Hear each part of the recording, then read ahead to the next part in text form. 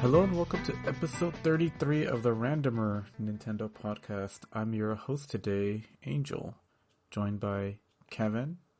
Hey. And Jason. Hello. Who is now officially married. Woo! Which is Indeed. pretty awesome. Let's go. Very, very happy for you, Jason. Congrats Thank again. you. I know Thank you. I got to give a speech, so it's not like I didn't already tell you congrats or show how much I am very, very happy for you. But Thank you. if you can take a quick minute to just talk about the fact that, like, it was a really fun wedding, and Jason managed to, like, inject Nintendo and Disney goodness throughout it, which was Indeed. really fun. Not to mention the fact that my brother Elvis, who is an old podcast friend. We literally reference him every episode. I think most people know who Elvis is. Yeah, like he made custom Animal Crossing themed cake toppers of the bride and groom for Jason, which is also awesome.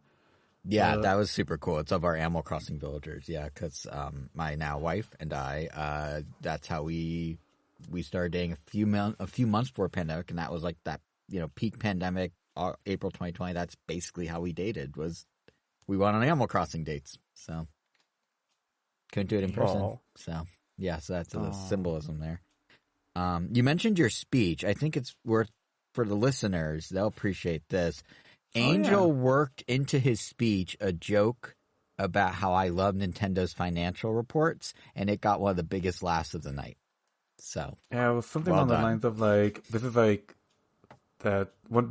one of the happiest I've seen Jason. Big smile on his face. I haven't seen him that happy since Nintendo released financial reports, which is not even an exaggeration.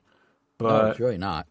yeah, and on top of the fact you just reminded me that I also called out the podcast and went back and forth on telling people to check it out, don't check it out, just ask Jason. That's true. You dropped you plugged the URL.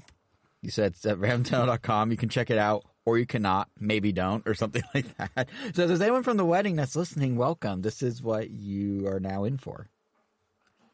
Yeah, and I didn't even mention the fact that this was at Houdini's estate, which I didn't even realize was an option for a venue until Neither did we until our wedding planner told us about it. Yeah. So, as you can imagine, because this took place like the day before New Year's Eve, we I can't speak for both of you guys, but I was essentially partied out the day after, so we had like a New Year's countdown on 7 p.m. and then just kind of had a very chill start of the year. So, a very good end of the year overall, I would say. From jumping to New Orleans to this wedding. I mean, Japan, like, not too far before that. It was a pretty crazy way to wrap up 2023. Yes, Yeah, 3. I am just going to real quick, because you made a reference to I worked in Nintendo and Disney, so just because I'm very proud of this. You guys who have been listening to the podcast regularly probably noticed I referenced how I was photoshopping things again a couple times over. And the reason I was photoshopping is so my wife and I, that's still weird to say, had this idea of what if instead of tables having numbers, they were rides or destinations from theme parks. So we had half the tables be like Disneyland attractions, Haunted Mansion, Space Mountain, that sort of thing. And then the other half, we kind of made up what would like some Super Nintendo World style places be. So there was like Yoshi's Island, there was Mario Kart Circuit, there was Hyrule Castle, there was Animal Crossing Island, it said Kirby's Dream Land. It was such a nice touch. Yeah, I'm very proud. And the fact that there were fast passes, like yeah. Exactly. Yeah. So themed drinks, themed food. Yep.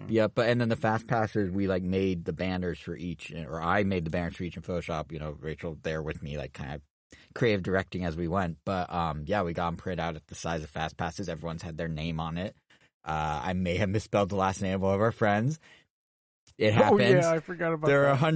There are 130 people. Man. It happens. His name was correct in the program, which also was themed. So we did the program like a Disneyland guide map with a map of the Houdini estate, which is like this, for folks who aren't familiar with it, which even I wasn't familiar with it. It was like this whimsical property with all these little nooks and crannies and randomly an alien statue, like xenomorph statue. Yeah, the xenomorph was the best part. Yeah. We wanted Wedding was second. I know, xenomorph was first, wedding was second. I completely understand. That was the most thing I was excited about. It was like, when you said we're at the Houdini scene, I'm like, screw the wedding. I want to see this xenomorph, dude. Yeah, it's so random. Like the dude who owns this property now. And I'm joking, obviously. No, yeah. Not funny. But this dude who owns the property is like this kind of eccentric billionaire guy who just collects random stuff. So there's like this giant Buddha. There's like a xenomorph statue. There's I don't know if you guys saw it, but if you go up to this little Does he gazebo, have an there's accent? Because I think we might have met him. his name's Jose. Did you meet someone named Jose? I don't know. We went into the monkey room at one point, and there was a person in there. Oh, that was like. Oh, that was someone- Ralph. That was the property He's like a guy, decorator? caretaker. Yeah. Okay, Yeah, gotcha. Yeah. that. Who apparently is good friends with Goldie Hawn. In case he made that point like multiple times to us. I'm like, that's cool. But no, and good there's for another him. one. There's a room called the Monkey Room. Like there's just a room where everything's themed around monkeys. Why? Why not? Like this place was very whimsical and wacky, and it's worth if you ever, for anyone listening, if you're ever in LA and you ever have a chance to just go see the Houdini estate, you need to be there for like an event, like a wedding. But if you ever have a chance to go, it's just a very cool, weird, whimsical place.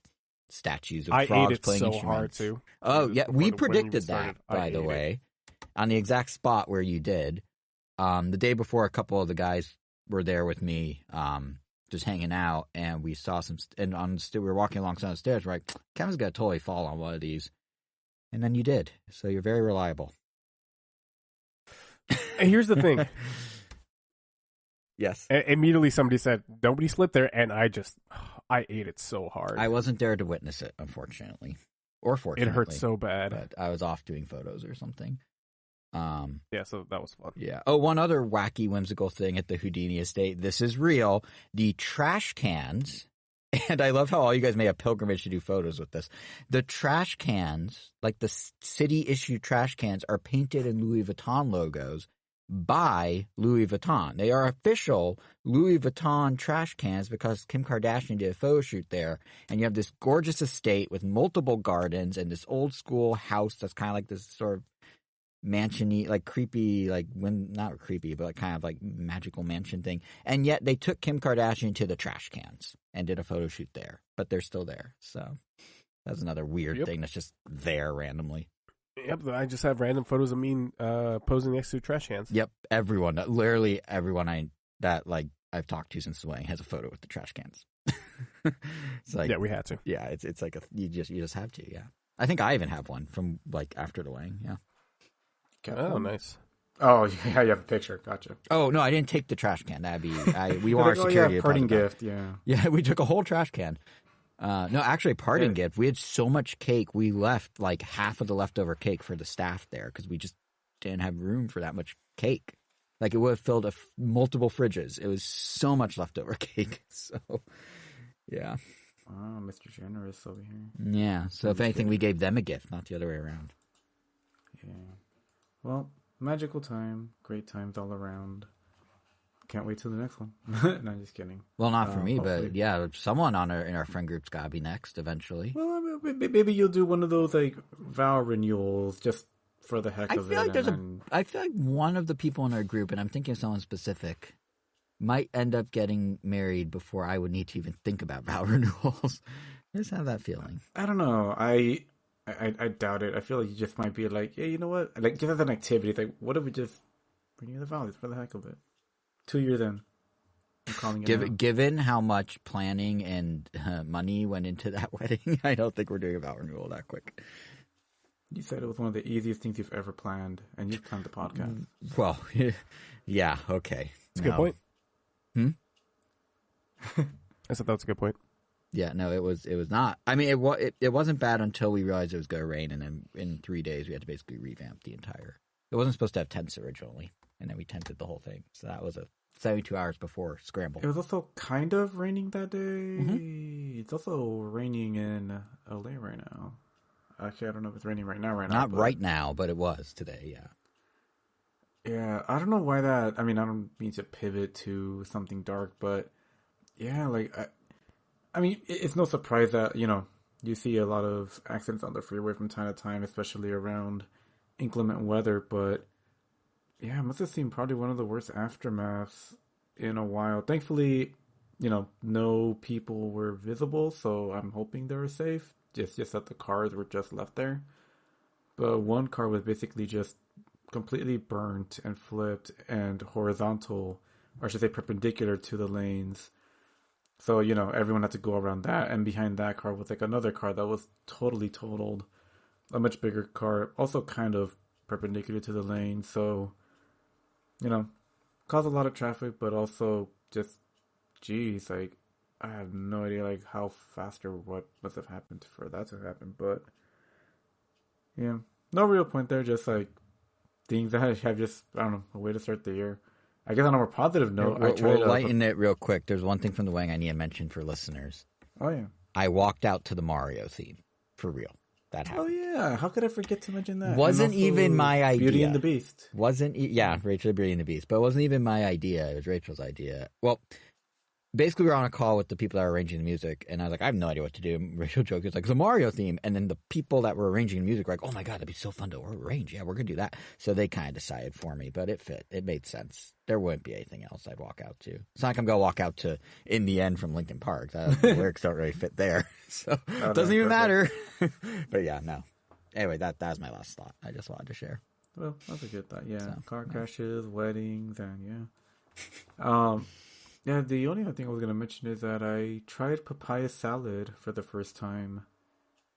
Never had it before. Never really thought of it as an option because when you get Thai food, and I'm sure there are plenty of really great options on the menu, but I guess I never got past the pad see ew because I just enjoyed so much that I don't know, it's hard to pick anything else.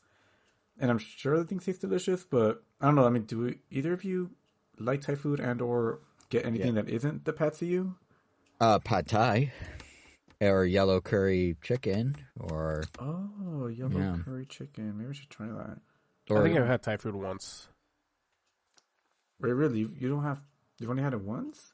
I think so, yeah. Interesting. There's a pretty good place over here by me I could take you guys to sometime. I forgot what it's called, but it's pretty good. I think maybe because my sister is addicted to Thai food, and we just had it so often, I just kind of thought of it as just like another alternative to Chinese food, because Chinese food is also something that people have, I would say, like regularly. But yeah, so I'm kind of surprised to hear that you've only had it once. Maybe we'll have to have it again sometime, unless it wasn't your cup of tea and that's why you haven't had it often. Or no. I just it's never been a thing that I've said, oh, let's go get Thai food. No, it's usually whenever I say let's go get something, from the God, I don't want to say from the West. From the West. They are technically West, right? What yeah? Are the East? We're West. We're West Coast. I'm trying to figure out where you're going with this comment, Kevin. Who's West? Thailand? Us? LA? Sure, let's go with that. Okay. Whenever we say let's go get Asian food, it's usually always like Chinese food. Or sushi, or ramen, or curry. Yeah, exactly. It's never... Yeah, I will say, I did not have papaya salad on my what are we going to talk about in the first episode of 2024 bingo card. That was definitely which I will definitely say, if you are not a fan of sour food with a little bit of a kick, you probably won't like papaya salad.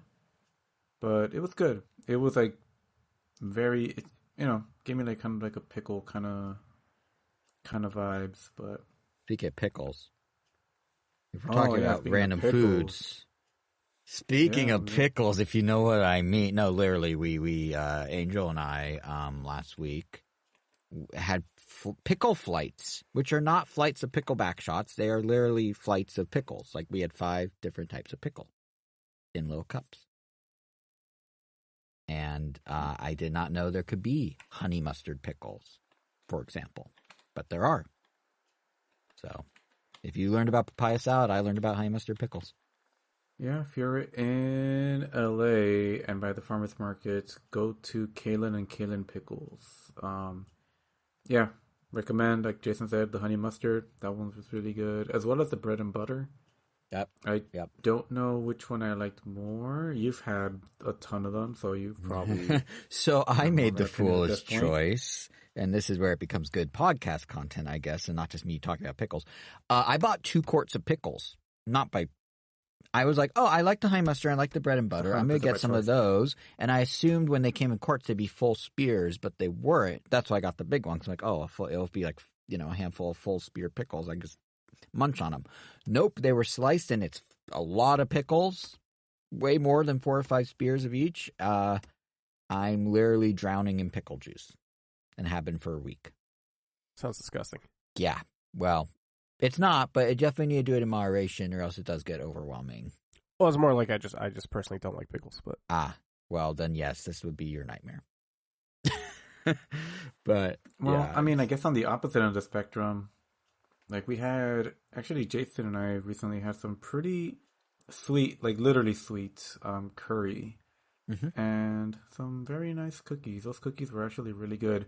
Like, yeah, I guess these gourmet style. We'll talk about the curry in a sec, but just to kind of jump to those cookies, these cookie cakes, I guess what I'm just gonna call them at this point.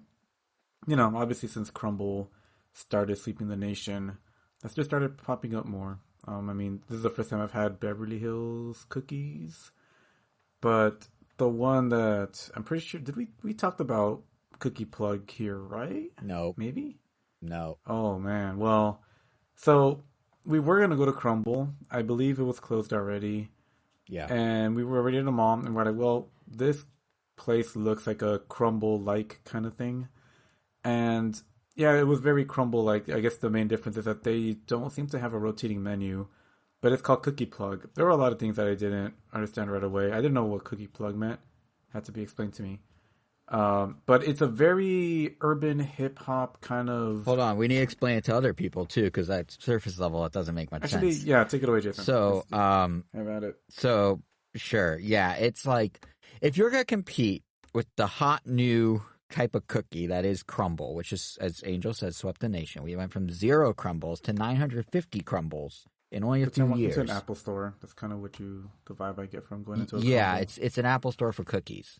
But they've blown up. Like, they've exploded in the last year. They're like the hot new, like these sort of big cake cookies are like the new, like Froyo went through a thing, and there are all these Froyo shops, and like fast casual seafood, like fish grill type of places went through a thing, and there are all these competing fish grills. And then, poke had its moment, all these different poke places, and now it's time for cookie cake things, like cupcakes that are squished down into cookies. So Crumble's leading the charge with that. But there's this competitor named Cookie Plug that was at some mall we went to. And to Angel's point about like the hip hop vibe, the entire thing is very like, I don't know what to call it, like urban hip hop. I don't know what to call it, but like, like the logo's graffiti. They mean Cookie Plug, like a drug dealer, like they're your cookie dealer. They have like all the names of the cookies are like kind of riffing on this motif. So like the chocolate chips, the OG, and then they have like a purple velvet, like a red velvet but it's purple, called Purple Haze. And then they have like triple chocolates called Chocolate XTC as in ecstasy. And then they have like, what else? I'm going through their menu right here. They have little bite-sized ones called Plug Poppers, which I didn't even see when we were there. But they also, when you get your drink, if you want to get a drink with your cookies, they don't just give you a drink in a cup. Oh no, because they're hip and into like hip hop culture and like drugs.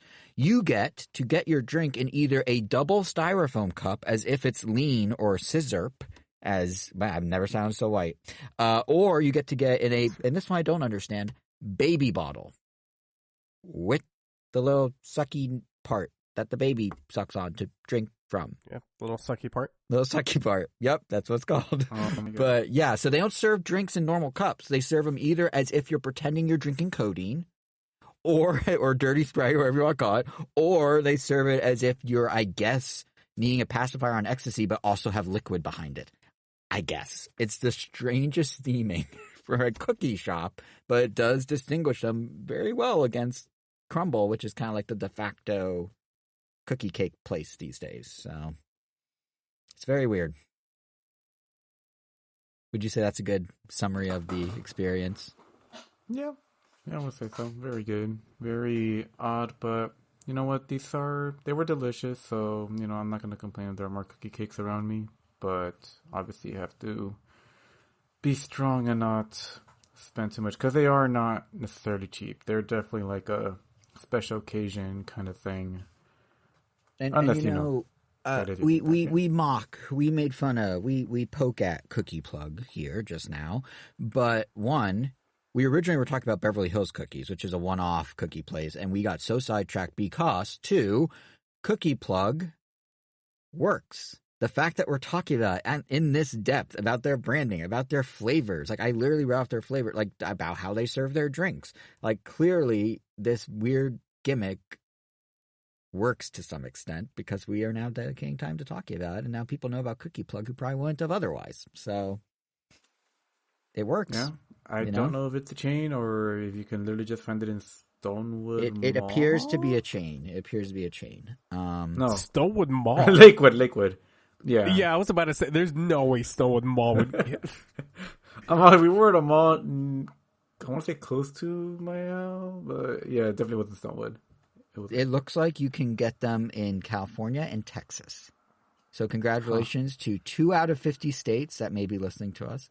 And Vegas. And Vegas. Multiple locations in each? And or is Newark. it just like the one? Oh, this is interesting. It's in Newark, but not Newark, New Jersey. Newark, California. Spelled a little differently.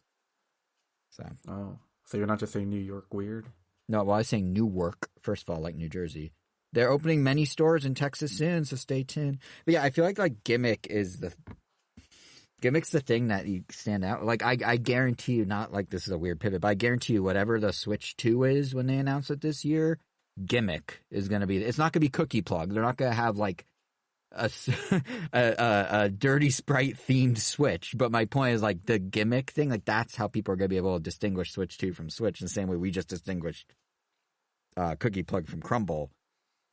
It's going to be, like, this is going to be the year of the Gimmick with, I think, everything we encounter. Starting Cookie Plug, we went on January 1st, and it set the tone for the entire year. I think this whole year is just going to be gimmicks.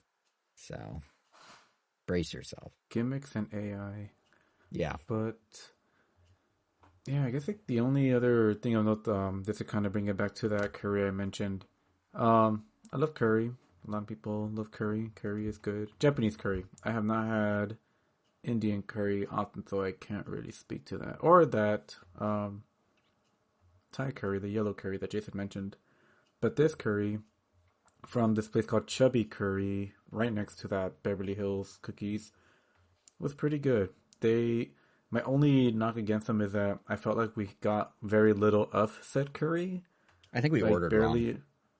Yeah, well, I saw the option to add more curry, but it was like $3 additional, and it was already not the cheapest. So, yeah, I don't know. I mean, I was also in Little Tokyo yesterday, and I had curry, and yeah, they gave me way more than was necessary, but it was amazing because I still finished it all.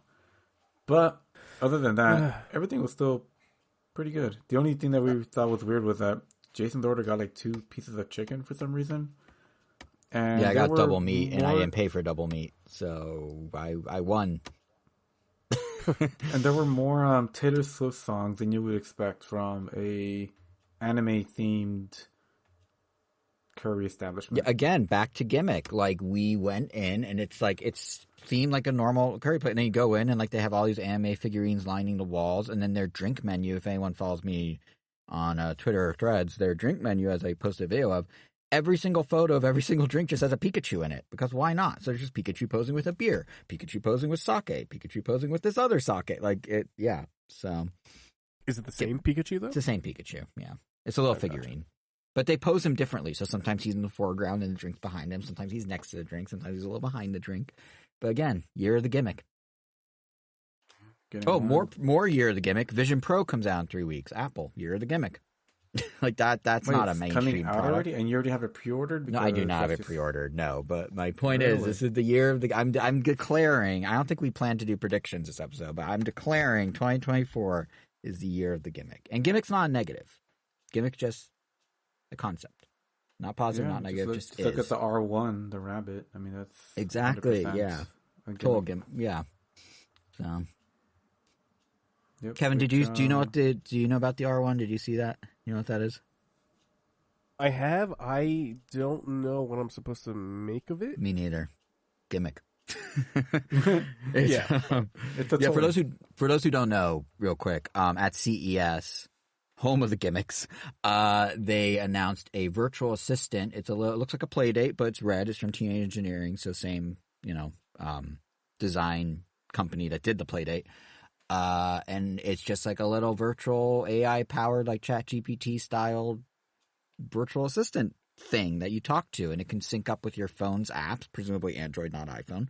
And like you could say, hey, like I need to, book an Uber, and it'll be like, great, I'll do it. Or like, hey, I need to, make a calendar appointment. Oh, well, you have a conflict already. Okay, well, this other time, great, I'll book the Uber. Like it does all. Of it. Yeah.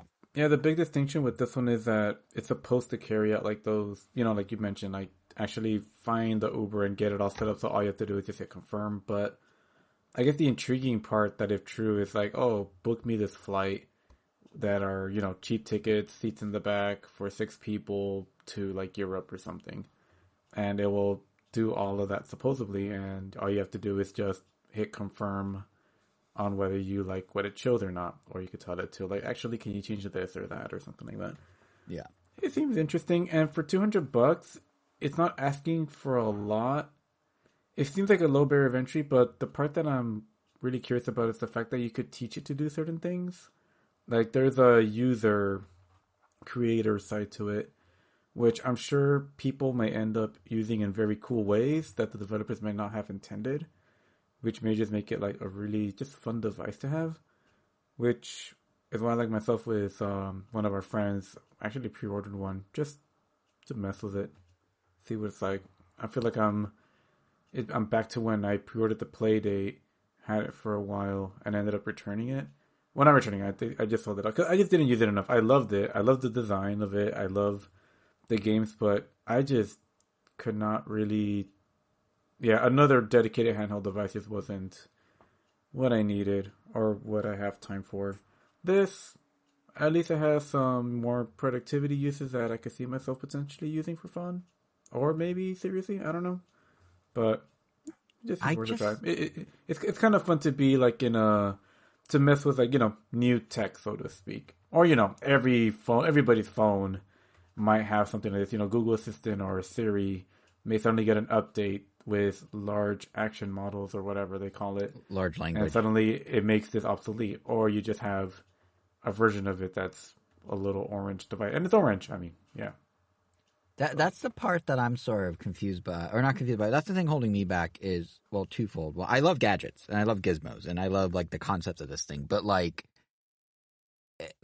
I don't see, like, one, I don't talk to things.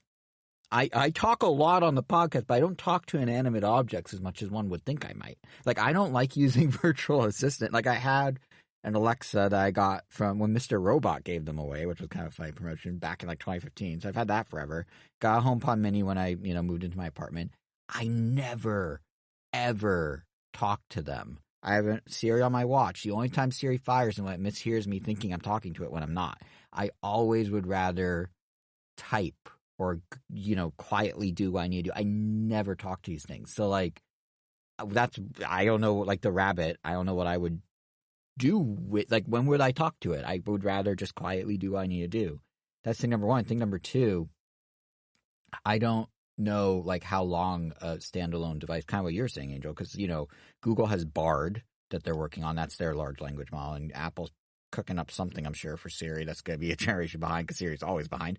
But I don't, like, how practical, like, how long for these $200 is this thing going to be relevant before it gets swallowed up by your all-in-one device that will have the language model on it? I mean, Samsung just announced their Galaxy S24s like last week, and they're baking in a ton of AI into that. Not like large language model to the extent of what Rabbit does, but like all sorts of photo editing and like this thing called Circle with like circle search where you just like, and this is powered by Google, basically you press a button on your phone and you just circle wherever you want on the screen and it'll automatically search what that is and tell you. It could be an image, could be text, could be music, anything. It'll just pull it up. Like how long until you just have that next step of what the Rabbit's doing and then the Rabbit's obsolete? Like it's such a seems like stopgap product. Yeah, because it seems like it could do a lot, pretty much like whatever you could kind of set your mind to it. But again, it almost also feels like its biggest benefit is also its biggest drawback. Because, their whole pitch is that, just to kind of use Uber as an example, Like, oh, you got to take out your phone, you got to tap a few times. There's like maybe 5 to 6 taps you needed to go through to take an Uber. Versus this device that you just kind of pull out, hold down the button on the side like a walkie-talkie to talk, and you tell it, in theory, just like, hey, order me an Uber home. And if you want to be more detailed, you can give it more detail. So it should know based on, GPS or whatever. Maybe because, it's either connected to your phone or it has this little SIM tray, so you could also have data. It should know where you are. It should know what home means, and it should just get you whatever you want based on maybe your previous search history or maybe your preference of price and car. Yeah, here's where it gets tricky, though. Or yeah, go ahead. Oh, but at the same time, because you have to talk to it, and it don't know if it has a keyboard, that also means that you may not always be in a place where you can use it easily. I imagine that might be something that comes up from time to time. But yeah, like imagine if it's at the end of the night and the bar is closing and you need your Uber home and it's loud and your little rabbit's like, what? I can't hear you, what? Like, that's one thing. But the other thing is, do you remember when Alexa was like, when Amazon's really like trying to sell Alexa? Like, yeah, like you can order stuff from Amazon just by telling Alexa, like, I need paper towels, and Alexa will order you paper towels. No one really did that. They've yet to figure out how to actually monetize Alexa outside of selling Echo devices. Like, there's no, like, their whole vision for Alexa that spearheaded all this voice command stuff was, it'll remove friction in purchasing things, and people will be more likely to just buy. Because they'll just be like, they'll be cooking and be like, oh, I'm out of saran wrap. Hey, Alexa, get some saran wrap. That definitely hasn't happened. No one does that because, like, you don't know what brand of saran wrap, what size of saran wrap. Do you want to look at other sellers? Do you want to look at Amazon? What price? Like, and that's going to be the thing with, like, ordering an Uber by voice. That's going to be a thing with, like, if you try and do a search with AI, because, like, think about how... shop around. Even if it's something that you're getting many, many, many times. It's like what if there's surge pricing? What threshold of your AI? What threshold do you teach your AI to be okay with your search? Yes, if the surge price is 17% higher, I'll do it. But if it's 18% higher, you better check Lyft for me first. Like, you have to, like, program all that or teach it all that. And no one really knows that that's what they want to do. Maybe one day they're willing to spend more than another day. Like, I don't know. And then the other half of that is, like, if they start doing, like, general research for you, like ChatGPT does or whatever, go Google anything right now, like literally anything, and it takes you a while to find the good result. Google's so flooded with sponsored content, with SEO gaming websites that are like, content farms with keyword stuffing. It takes you a while to find like the good result you want. So if you have a chat device that you don't have a screen for, and you're just like, hey, I want to find the best deal to Italy. I want to fly to Italy.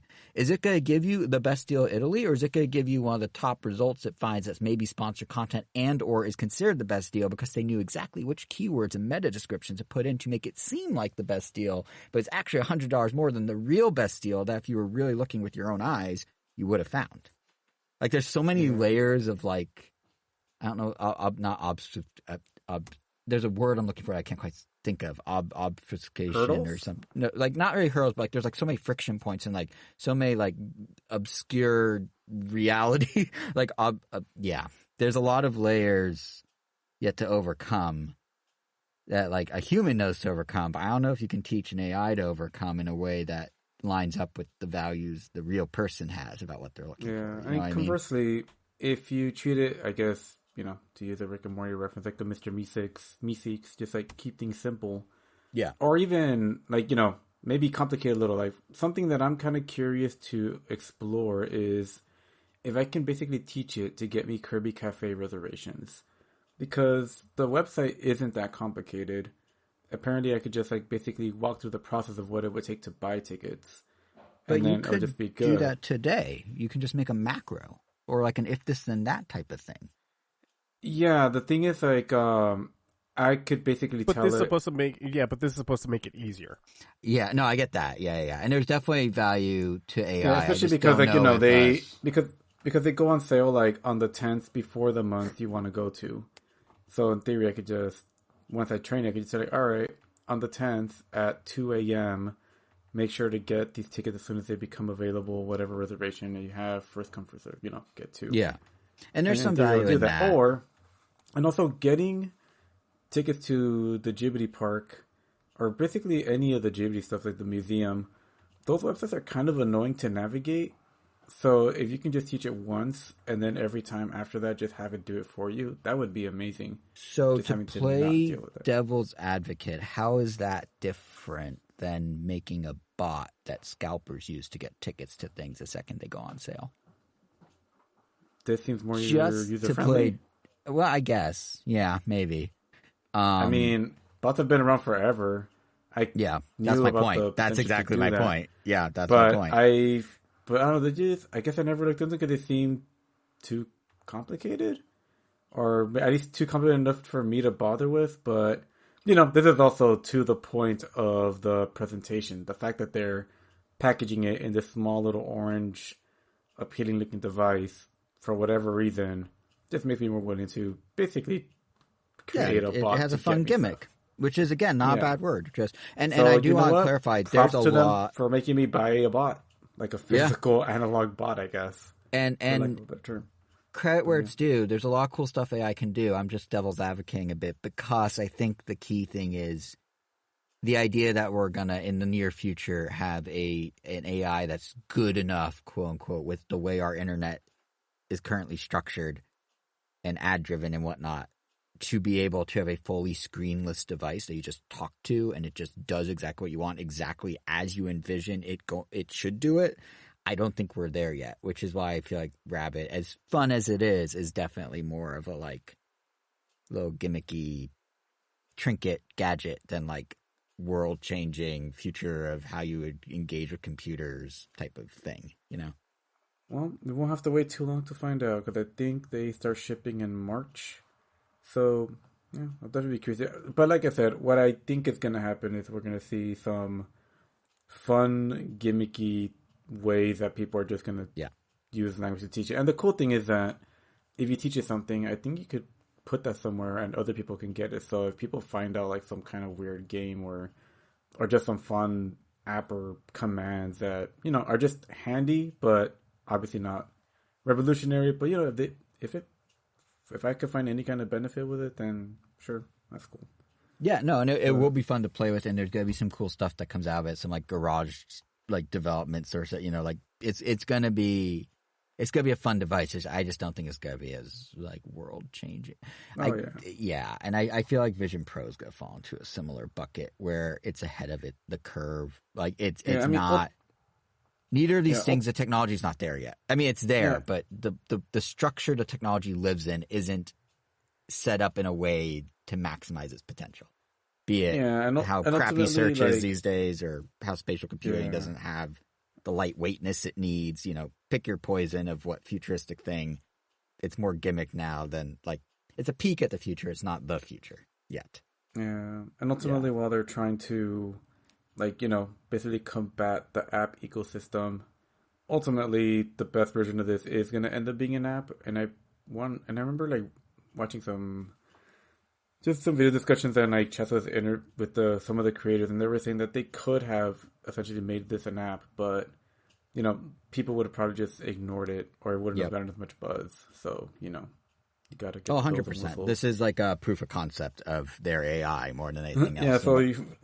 Yeah, so maybe like next year there might just be like a Rabbit app, and then then it's just gonna get swallowed up by the Googles and the I was gonna say I wouldn't be surprised if they're positioning to be bought out and have that technology integrated into some other bigger platform, which is potentially likely if it ends up like being like if there is a lot of potential there, someone might be like, hey, screw it, let's just use this and get ahead of whatever we honestly have. If there was any virtual assistant that could use a little help, Siri's a little far behind.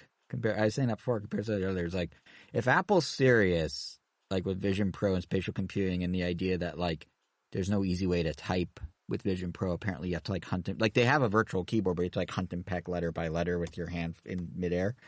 If they really want to do like a next gen voice command for what's ultimately the Vision Air, shall we say? Like Vision Pro is clearly like a dev kit they're selling. It's like a proof of concept they're selling. If they want to do like Vision mainstream, like not the Pro version, like something that's lighter, that's like a pair of glasses, not this whole ski goggle thing down the line, they're going to need better Siri. And what better way to beef up Siri than to just take an existing AI that's proven to work from a startup and absorb it into Siri. Does Siri Apple itself was ever- bought by someone else. What? Oh, yeah. Okay, there. Yeah, I was about to ask, like, does Apple like ever do anything that isn't 100% in house? Oh, they do. No, they do like acquisitions, all like acquire. What's the term they use in Silicon Valley for like acquire hires or whatever, where they like buy a company specifically to bring their talent and their code on board. Yeah, they do that all the time. Siri was originally. Here's a fun history lesson. So in the 90s, the founders of, and I actually was saying this to a couple of you guys the other week. In the 90s, the founders of Siri had a different virtual assistant. It was called Wildfire. It was like a secretary you call on your phone. So you have a special phone number. Whenever someone calls your number, it's like a souped up answering machine. And it's like, hi, I'm Wildfire. Jason isn't available right now, but I can relay a message to him. And then you record your message. And then Wildfire would contact me and be like, hey, you have a call from, or you got a message from blah, blah, blah, or hey, blah, blah, blah is on the line. Like before there's caller ID, it would like ask the person to identify themselves, and then it would be the intermediary who calls you and says, hey, I got Angel on the line. Do you want me to patch him through or send in a voicemail? And there's like this whole like virtual assistant thing that lived in your phone number, basically. And my dad actually had it because contrary to me, he loves voice control, voice command, voice driven stuff. He I don't know why, but he loves it. So he had this, and then that got shut down, and then they started doing Siri, and then Siri got bought by Apple, and Siri is called Siri because the company that Siri was developed out of is Siri. The company was called Siri, and then they got bought, and they named the feature Siri. Other things Apple has done. You know how in the latest iOS, the last couple of years, they've had like up to the minute weather forecast, like it's going to rain in the next 5 minutes? That was bought. That was a third party app. I forgot what it was called. Dark Cloud? No, not Dark Cloud. Sky? Dark Sky. Yeah. Yeah. And then they bought it and they integrated it into the weather app. They buy all and then the they time. killed Dark Sky. Exactly. Yes.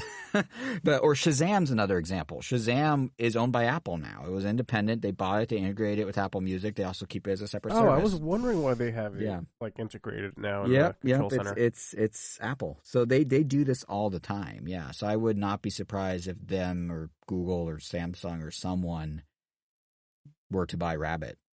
And honestly, like I was saying, I feel like with Vision Pro, once it gets slimmed down and mainstreamified, this seems like a good candidate to beef up Siri with. So, who knows? Well, like Jason said, you're the gimmicks. Maybe you're the gimmicks. The Switch 2 will have AI integrated in it, and that will be it. Nintendo AI is going to be like what Siri was in like 2008. It's like, do you want to start your game? And, that'll be the big feature. You can say, play Mario, and then it'll be like, which Mario? And it'll list back 20 Marios for you to choose, and verbally, one by one, and they have to pick. And that'll be the feature. And that'll be it. That'll be all it does. Well, let's move to something happier, which is... Was that sad? Kevin can tell us. Yeah, what is this terror in resonance? Oh, God. I wasn't necessarily ready to talk about this, but... Real quick, how did you connect happy with the word terror? They're opposites, and they're right next to each other. Okay. They're not really opposites, but yeah. Okay. They're there. They're tangential. Okay. Well, anyways, terror in resonance, or as the Japanese name is known, Zankyo no Terror, also known as Terror in Tokyo. That was per the Wikipedia. It's this anime that released back in, I believe, 2013. That's about 12 episodes long. I'm sorry, I wrote no notes. I was just going to go off the cuff for this one. Terror in Resonance. Also, that's 11 years ago. We're old. Just like 2014. That's 10 years ago. We're old. So 9 years ago. So not too bad. Yeah, Terror in Resonance. It came out in 2014, and it is directed by the creator, or I believe it's also created by the creator of Cowboy Bebop, Shinichiro Watanabe. I'm sure I mispronounced that, but basically what Terror in Resonance is, it's a show about these two teenagers who go by the names of 12 and 9. 12 and 9 or I don't remember. I literally saw this yesterday, and there's a reason why I don't remember it necessarily.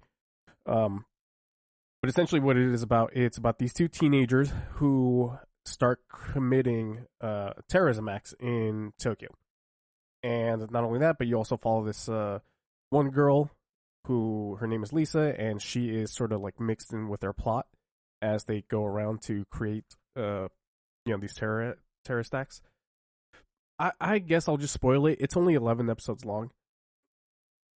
There is a reason why these kids are, I guess, committing these atrocities. And you kind of feel for them, but at the same time, there's almost nothing about the series that I found entirely deep or interesting. I think it's way too short. Across the 11 episodes, not a lot happens. I mean, the first episode, there is this sort of like terrorist attack that they do. But aside from that, it kind of like just fizzles out. And not that I want to see a series of people creating these atrocities, but there's never more to it than just that first attack. The girl Lisa, she's very important to the series for whatever reason, but she almost like does nothing. She's just caught up in this plot that they have, and she doesn't really amount to anything. There's sort of a side story of her living with her like abusive mother, but nothing ever comes out of that at all. I think by the end of the series, it was supposed to be like, oh, she is free to do whatever she wants, but we never really even see her life with her mother or even her school life. Like at the first episode, she's being bullied, but you don't necessarily know why. It's almost like they just made her character and she's like, oh, just FYI, she's now cast, nobody likes her, and that's it. But we never explore anything on her. As far as the two main terrorists, you do see their backstory and you do see why they're doing this stuff. But when it's all said and done, it sort of amounts to government's bad. And that's it. I sort of went into it expecting a little bit more just because it is the director of Cowboy Bebop, who, you know, he's a legend, right? Yeah, but like I said, it just Carol and Tuesday. Carol and Tuesday, yeah, which takes place in the same universe as Space Dandy, I think, is what he said. I think that's what he said. Oh, interesting. Yeah.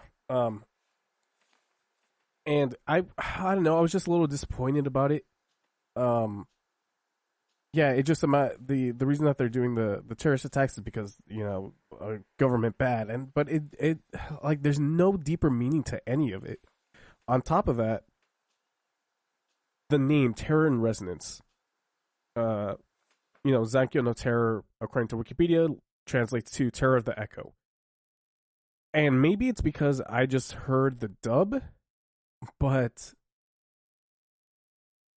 that name doesn't amount to really anything, which is weird because in the first episode, the characters, the two terrorists, call up Lisa and they say, do you want to live? If you want to live, you're going to have to be part of us, and there's no going back. She goes, yeah, I want to live. And then aside from that, they go, okay, the resonance that we're picking up from you means that it's telling us that you are in floor 53 or whatever. I don't know what exactly resonance is supposed to mean, but it just never comes up at all in the rest of the story. I don't know. It was just considering it's in the title too. Exactly. And like I said, maybe it was just because I was watching the dub, but it was still sort of like, okay, I guess. It just, I don't know. I expected a lot from this series and I just didn't get any of it, which was disappointing. This was animated by MAPPA, so it looks pretty good and it has a really nice art style that I really like. But aside from that, it just doesn't really amount to anything. It's so really upsetting, honestly. That, and like I marathoned it yesterday and I can barely tell you what happened. The director of the series, Shinichiro, he has another series coming out called Lazarus, which that that show anime sounds really interesting. It's also supposed to be the psychological thriller. But after seeing this, I don't know if I really am excited or care to watch. I'll watch it, but I don't know if I should be as excited as I originally was, because it's another one that he's creating. And yeah, I don't know. I was just really disappointed by the series. It was just, I haven't been disappointed in an anime in a long time. And apparently people really, really like this show. I mean, it's your prerogative. You can like it, but I did not care for it one single bit. So I think we need to go back in time and change that transition into this topic, because the happier topic was a show that Ken was extremely disappointed in about terrorism. Happy stuff. So, okay, look. Well, I do see another show on here that's like on the other end of the spectrum, I can imagine. Pokemon Concierge, right? I mean, that one is... Yeah, nope, that's also about terrorism. But did you have any other like closing comments on it, or are you good to move into... I'm good to move into it. Thing? Yeah, I was so disappointed. That's a bummer that you went I just rolled my eyes so many times at this series, like, okay, whatever. Just a real bummer that I didn't like this as much as people really liked it. That is a bummer given the pedigree around it, and and the general consensus, and it just not meshing sucks. Yeah, just did not work for me on any level. Yikes. Well, hopefully I don't feel that way about Freyr and Beyond a Journey's End, because I am... I've heard that's a fantastic series. Yeah, So I mean, I'm very much anticipating that one. It was recommended to me by a friend when I was in Japan, actually, and at that point I hadn't heard anything about it. And then since then, it's just become like one of those animes that like everyone just keeps like praising, and I was like, oh no, right. I've only heard good things. Like, what the heck? Now it's gonna be too hyped. But I do like that it's upfront told that it's not, it's a melancholy slice of lifey kind of like slower show. It's not like a super action packed one. But I guess there is some action, but it's not the focus. But anyway, Pokemon Concierge, something I did not expect to not just be a Netflix exclusive, but to be a thing. But I'm glad it's a thing. It looks cool. Jason, you saw it apparently. I still don't plan on watching it. I watched it. So I'll live it one vicariously to you. Yes. Oh, wow. It's that's short. It's 4 20-minute episodes. Also about terrorism. No. It's it's it's a really, like, I don't want to use everyone's favorite buzzword of the last couple of years, but it's a very cozy Terrorism. show. Oh. Yeah, no, terrorism. Yeah. It's it's a very cozy little show. It's a cozy show that actually has a little more to it than you would think. Like, it's kind of, on the one hand, a little shallow because there's 4 20-minute episodes, but it also kind of is like more geared towards, or not geared towards, but it's something we could appreciate, I think, because it's the basic premise is there's this like person that's kind of our age who is like super stressed with work and like overworked, and like this millennial that like just went through a bad breakup and like all this other stuff. And she is like, I'm going to go to this Pokemon resort and work there just to like decompress. And over the course of these 4 episodes, her kind of very light arc is basically through working with different Pokemon, she kind of ends up in parallel helping herself and learning about herself, if that makes sense. Like, I'm making it sound more heady than it really is. But basically, like, there's 4 different episodes. Each episode, she is a staffer at this Pokemon resort where Pokemon trainers alike, mostly Pokemon actually, go to, like, hang out and vacation, essentially. Their trainers will drop them off. And each Pokemon she encounters has some issue that she helps them overcome. So she has, like, a sidekick Psyduck who kind of comes into his or her own and learning its abilities, its psychic abilities, which kind of feels like a parallel for the main character herself, Haru, learning, like, what she's good at, like, not just having to, like, be, like, I guess to back it up, when the show starts, she goes to the resort, and it's her first day, and her boss doesn't really tell her what to do. Just, like, enjoy the resort. Like, let me know what you think of the resort or what you would recommend we could do here. And she comes back with, like, a PowerPoint presentation, all these slide decks and all these, like, Excel charts. And the boss is just like, no, you didn't need to do all that. Like, just, like, enjoy the resort and tell me what you like. And, like, so she's kind of through the show learning, like, what her strengths are, not just what she like what a boss would expect her to be, and that's kind of like what Psyduck is. Or like there's one episode where there's like this Magikarp that she, small spoiler for a show that's 20 minutes long, but she helps a Magikarp evolve. It kind of feels like, oh, it's like she's learning how to grow herself. Or like there's a Shy Pikachu one episode. It's like, you know, she's overcoming her own issues and shynesses and stuff, just like the Pikachu is. So there's kind of like this little parallel that's sort of through the whole thing, but her issues are very much like young adult, millennial, you know, upper age of Gen Z, like entering the workforce, being in the workforce, dealing with like relationships. Like it's just interesting that that's kind of the lane that the show's doing its Pokemon stories through versus just like, you know, the Pokemon cartoons with Ash, where she's like, I gotta be the very best, and it's all like a competitive sport and all that. Like this was kind of a nice alternative take on the world. And as you guys know, because I talked about with Detective Pikachu all the time, with the movie, I mean, I just love when they do world building for Pokemon. So the fact that there's like this resort and these Pokemon come and hang out, and you just like see Pokemon in the background doing things and interacting with one another and stuff, like it's just very charming. And what really helps sell it all, because the show again isn't, I make it sound much deeper than it really is. It really isn't that deep. But what really helps like push it, its cuteness and its charm and its coziness, is the stop motion animation, which just looks really good. It's by a studio called Dwarf Studios from Japan. I believe they have done a similar island-based stop motion anime something or other a few years ago. So this is kind of their second crack at it now, Pokemon themed. But yeah, the stop motion is really good. All the Pokemon have like these great textures. They look so fuzzy. I just want to like hug them. And yeah, it's just like the art style works really well. The kind of light dustings of like things that we deal with as young professionals being what she deals with is kind of a nice, you know, way to tie it in for an older audience like myself. And it's just very cozy. Yeah. I wish it was longer though, because like right when it kind of like when you start to sort of pick up on like the first episode or two, it's like, oh, that was really short and that ended abruptly. But once you kind of get in the groove of it and start to pick up on kind of those parallels I was describing and stuff, it just ends.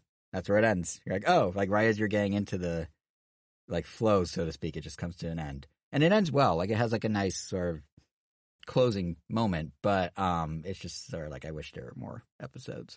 But yeah, it's just this fun little like slice of life Pokemon kind of. Not much else to say, 'cause it's very enjoyable and it looks very good. So there you go.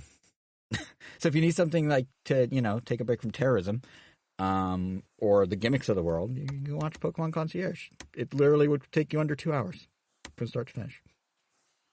Huh. Well, maybe I'll check it out. Nice and cozy. Yeah, nice and cozy. Nice and cozy, like this Palworld. I mean, Speaking of terrorism, now we mix terrorism and Pokemon. Yeah. Look at that. Like look at that. Beautiful, almost poetic. Yeah, because now what if instead of caring for Pokemon in a little resort and making them feel good and making that Pikachu feel more secure about itself, what if you made that Pikachu a gun and had that Pikachu shoot something at another Pikachu that someone else was holding? That's Palworld, basically. So I muted Palworld from my Twitter because I was sick of seeing the discourse. Oh my God, I have never hated Twitter as much as I hate that's why I want to talk about not even not the game. The racism, not the anti-Semitism, not the xenophobia, not the transphobia. The Palworld discourse is what finally destroyed Dude, it's me. like, I mean, it's going viral. Not just the discourse, but like the game as of right before we recorded. We're recording this very late on Monday night, like 10 minutes before we recorded. The developers at Pocket Pal or whatever they're called announced that they have sold 6 million copies in 4 days. They have made $162 million in 4 days in just revenue. It's crazy. For point of reference, most of Nintendo's like best or like good, not great, but good sellers on Switch, you know, like the Mario Tennis Aces of the world, the Kirby and the Forgotten Lands of the world, maxed out at like under 6 million. And this thing did 6 million in 4 days. So... and it's still going. But yeah, it's I haven't played the game, but I did want to talk about that discourse, or at least about kind of the info. So Kevin, what annoyed you about the discourse? Just why did you mute? What was it? Everything. Where do you stand in the spectrum of reactions to this?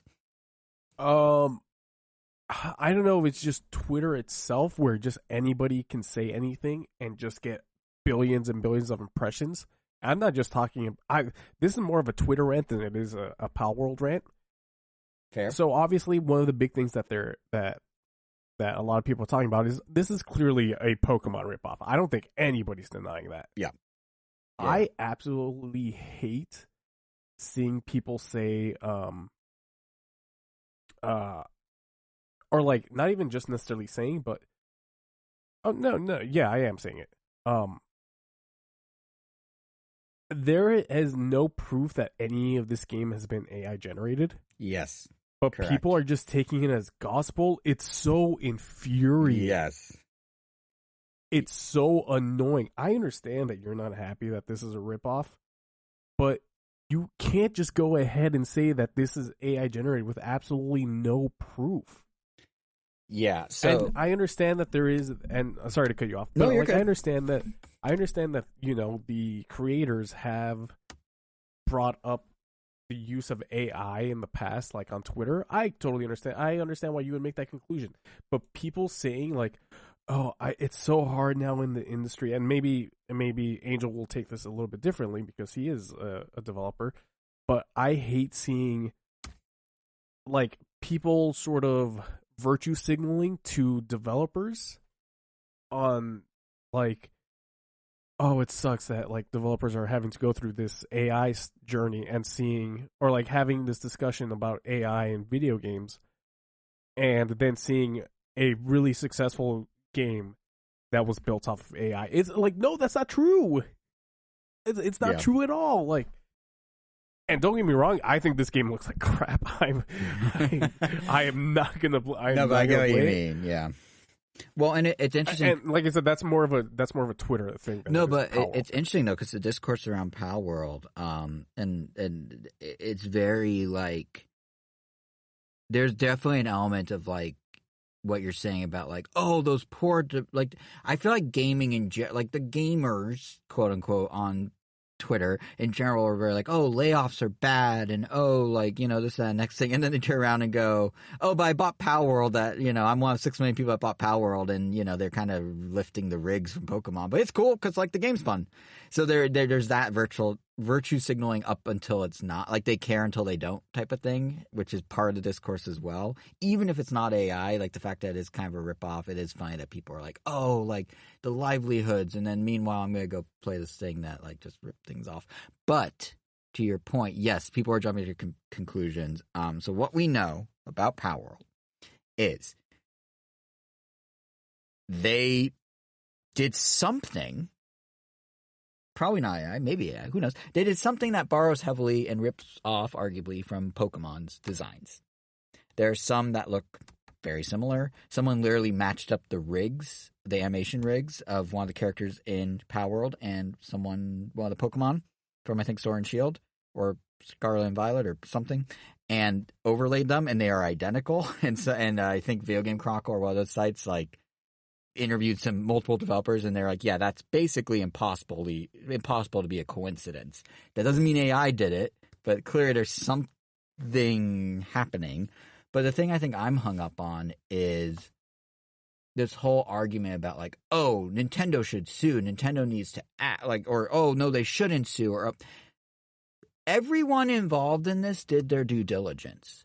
There is no way that Microsoft promoted this on Game Pass, and literally the Xbox Japan account is doing giveaways of this game right now without there being due diligence. There's no way that in the 2 years since Palworld was announced as Pokemon was 3 done, years.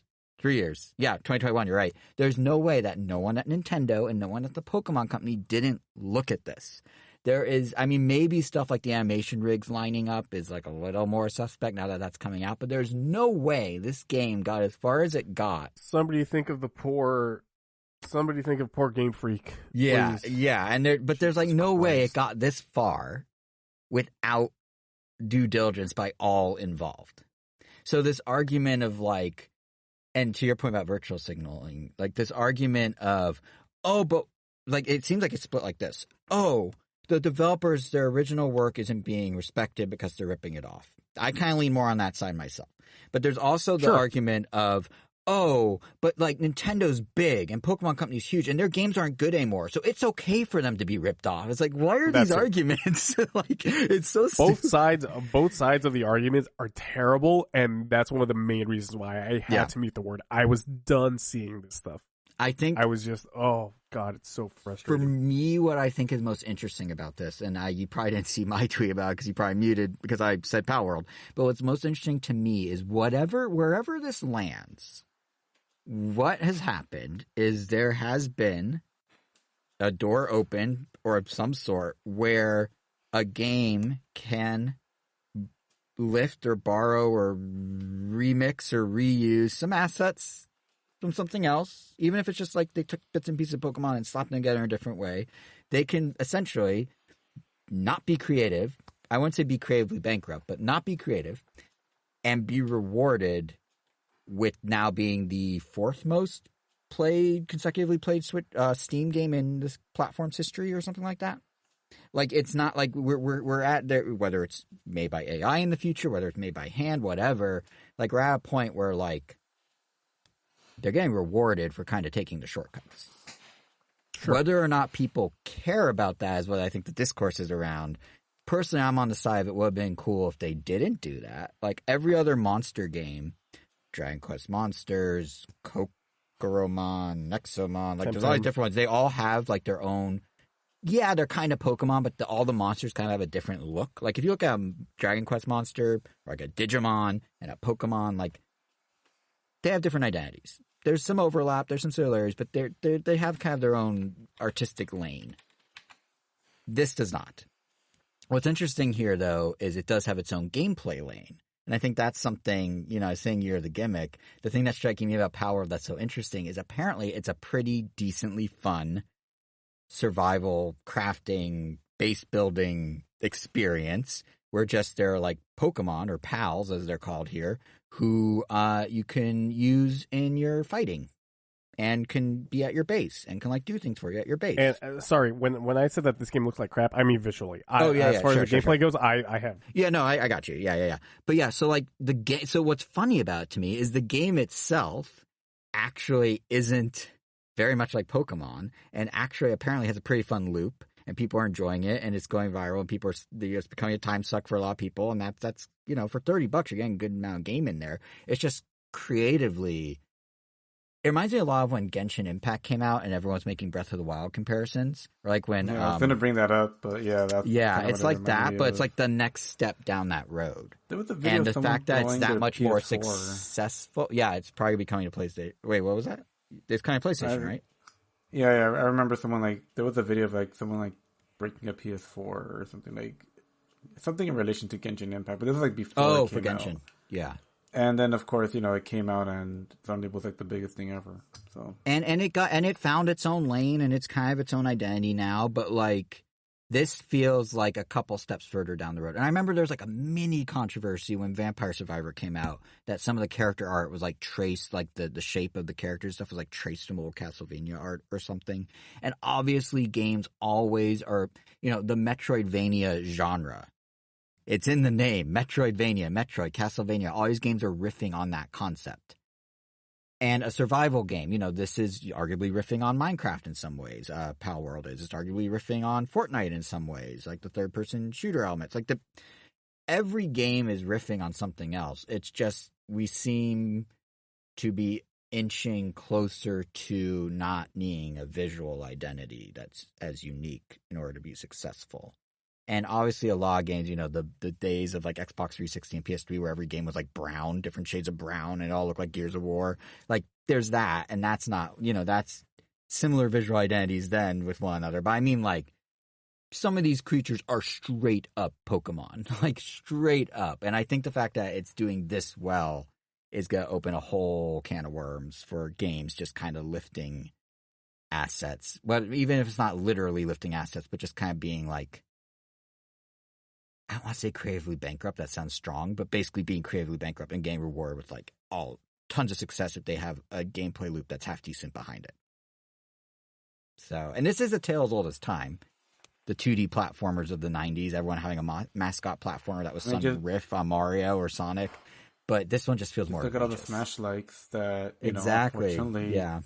just get partially compared to Smash Brothers just because Yeah. it was the first one, and it's But I for think better or that worse, the only one that's done it really, really well. I think the next best one that I feel people always talk highly about is Rivals of Ether. That's like one that's just been so technically sound that it has a highly anticipated 3D sequel coming out soon. but even yeah. the difference there, and with like everything else we've listed from past examples, including Genshin, is they still were their own things in the game. Like, yes, they're Smash clones, but no one has a plumber in Mario, not quite Mario's colors, but not Mario's colors. You know what I Well, mean? Like, this one has like straight up like some of Yes, the I Pokemon. will break that just like by like 2% because unfortunately, well, it was intentional, but like Rebels of Ether does have like a couple characters that borrow movesets that are 100% homages or just straight up like oh yeah, this is your Fox. He has the shine. He has like these moves because they wanted But they look Fox. different, right? Yeah. That's Wholly what I unique stuff, mean. but yeah. But moveset and That's stuff, it's like oh yeah, that like oh yep, that's Sheik. Oh yep, that's Captain Falcon. But that's where for it's a me lion. Palworld is crossing a threshold. They're not doing the, oh yeah, that's your Eevee, but it's actually this other thing now. It's like, no, that's literally Gigamax Eevee shrunk back down and given a palette swap. Like, that's one that was, or, the animation rigs are saying. Yeah. Like, this one's one step further, and that's where I'm kind of like, ugh, this is opening a door for something bad. Because, yeah, games borrowing from games. It's no different than any other, A Bug's Life and ants coming out within months of each other. Shark Tale and Finding Or Nemo. people, Like, this happens. But they Lies have of their P. own. I'm sure that someone's like, oh, that's Yeah. a Bloodborne ripoff. Yeah. But they all have their own identity. And what's weird to me about Palworld, whether or not it was made with AI, whether or not it was, whatever, I think people are getting caught up in like, oh, well, how did it rip it off? It's like, no, the issue is they just wholesale took the like visual identity and just like mimicked it. That's where I'm kind of like, and I mean like really just took it. Like you can spot identical. You can see one piece of a Pokemon on another Pokemon. You could like we were watching a video for it the other day, Angel, and there were like multiple things. We're like, oh, that's that Pokemon, like to a T. Like it's just that's where. So is it it literally just that aspect that there are some that what are Pokepals or whatever you want to call them that look exactly like from Pokemon? I mean that's the Game Freak, because I don't think anybody had an issue when Temtem came out. But even with 1010, they kind of had like they did something a little different with the art. They almost look more like the Bubble dinosaurs in style. Yeah, if that makes it was sense. a little more, Sure, it was more stylized, but sure, that's what I'm saying. was, It's literally just that they look like I Game think Freak's it's that Pokemon. it's not that they look like this. Some of them have like straight up. They look like assets that were just Sure. Yeah, exactly. they're asset That's what I'm swaps. saying. Yeah. Is it some that yeah, these are just that. That's my understanding. That's where I stand on it being palette swaps. Yeah, that's at least my perspective on it. Is that's where the problem is. I think that's where a lot of the like plagiarism accusations come from because gameplay wise, it's very different from Pokemon. If anything, is closer to Legends, like Pokemon Legends Arceus than anything else. And even then, this goes in directions that arguably Arceus could have gone in and should have gone in. Like there's some cool stuff gameplay wise. I'm sure they're doing here. Like there's a lot of survival game aspects that could be cool in Pokemon, but they're just straight up asset swaps and swipes, and that's where like people being like, oh, what was made with AI? It's like I don't think the issue is the AI, guys. Even if it was made with AI, which there's no, like you said, Kevin, there's no concrete proof. 2 years ago, the CEO was like, look how easy it is to make fake Pokemon with AI. That is a real thing that happened, but that doesn't mean this was made with AI. But what they did is no different ultimately than telling AI, here, take some Pokemon and mix and match them together using existing assets. It's, whether it's by hand or by AI or what, that's ultimately what they did here. And I think that's where the issue lies. And that's where it's selling 6 million copies and blowing up and seemingly finding a path through the legal, like they kind of weaved through all the legal situations and were able to release this thing when I was saying, they did the due diligence and clearly it's okay enough to be out there on Steam and Xbox and being promoted by Xbox and that sort of thing. Like, now that path has been forged, others will follow with other asset borrowing products, and I suspect it's gonna be rough. It's gonna be like how mobile games sometimes feel like very cheap knockoffs and usually get pulled from their app store or whatever. Like we're gonna be hitting that. in the next few years. And AI is probably going to assist that because it's going to make it really easy to do that. But it's going to be rough if you're looking for, like, not rip-offs. So, yeah.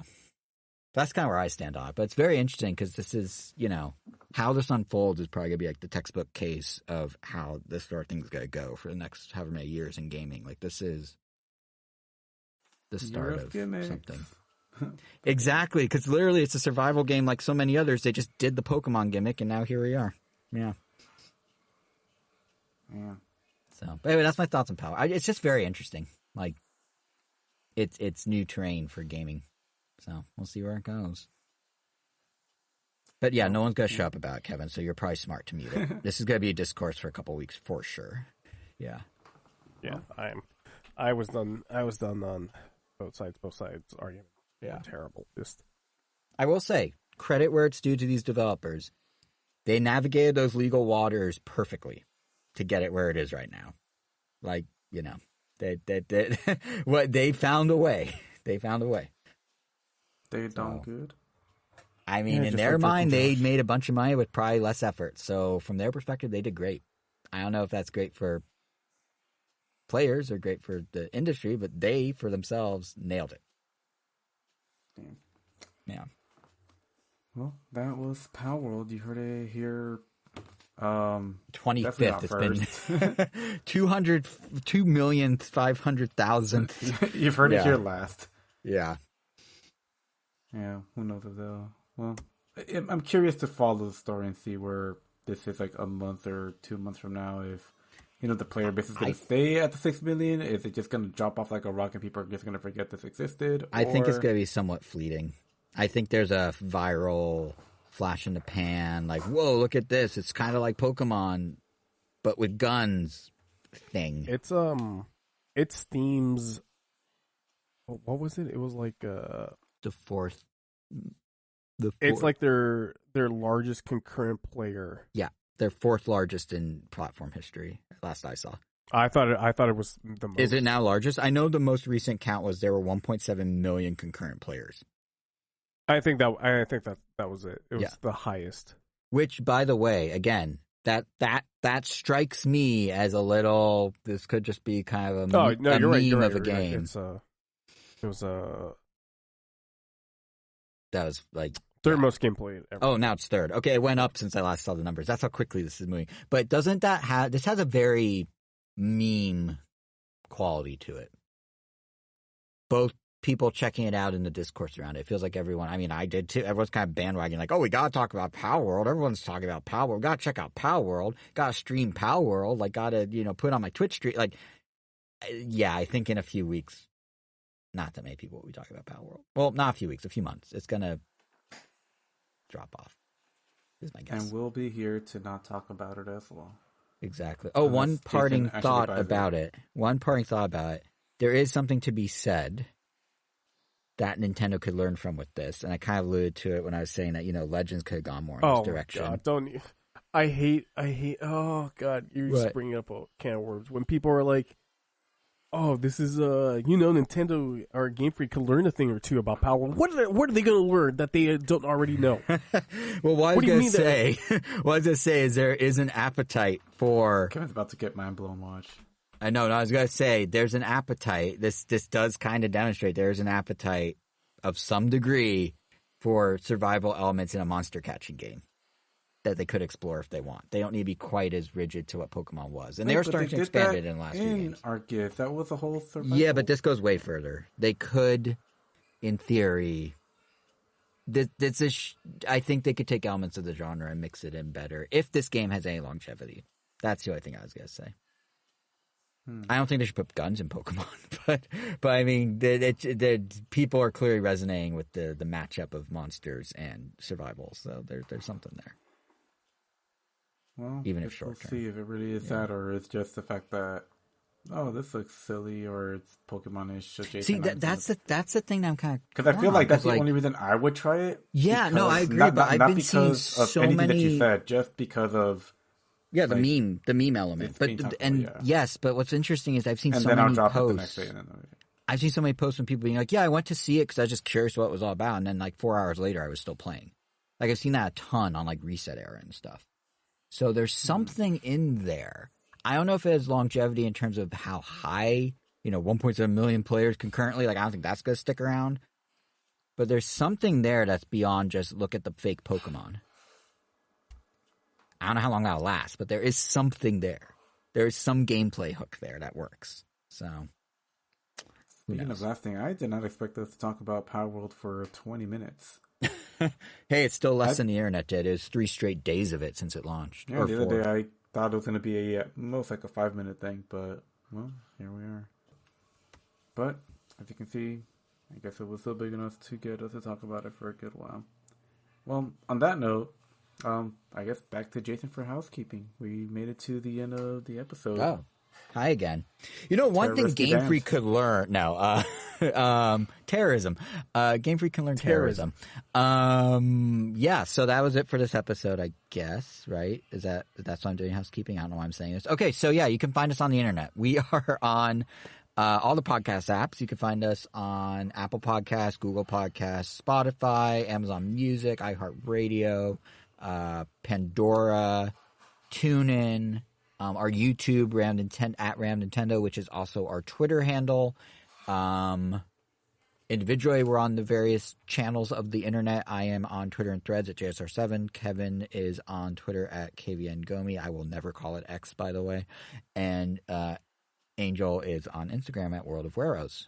And I think that does it for housekeeping. Definitely follow those channels, though, because you never know when we're going to have a new episode. In theory, it's every 2 weeks. In reality, shrug. You never know. You never know what's going to happen. Yeah, you never know. Well, Jason said enough this episode, so let's have Kevin play us off. Don't do terrorism, kids.